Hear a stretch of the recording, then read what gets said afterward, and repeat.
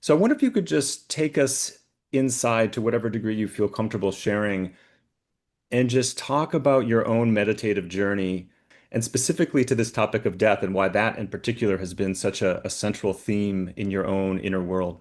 I think in the day to day, it is very easy to be inundated by stress and anxiety and bogged down by emails, work relationships.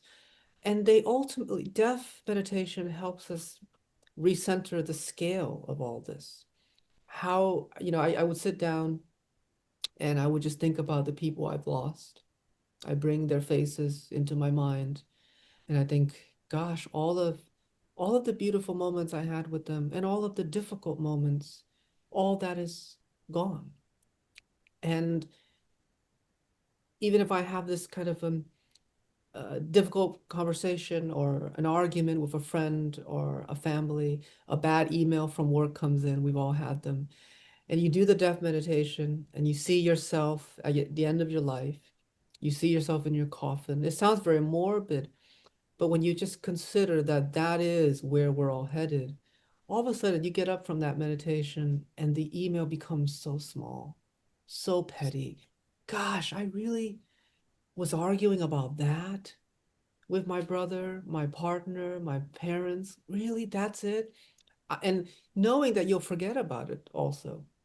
When I was at my mother's deathbed in 2019, none of the fights that we've had, the arguments that mother and son have, they were not even close to our imagination. They were so far removed because that was the only threshold. I had this deep sense of regret. I said, gosh, I wish I didn't have to have those arguments. I carried those weight, both her and I carried those anxieties. And so I think my hope for my students, for people I talk to, is like, don't make that mistake that I did. Um, use death to repair life. Mm. Use death to heal life in the moment because the pain does not have to be that long. The suffering does not have to be dragged out. It's our ego, our sense of self, our attachment to the self that prolongs it, and death dissolves all of that.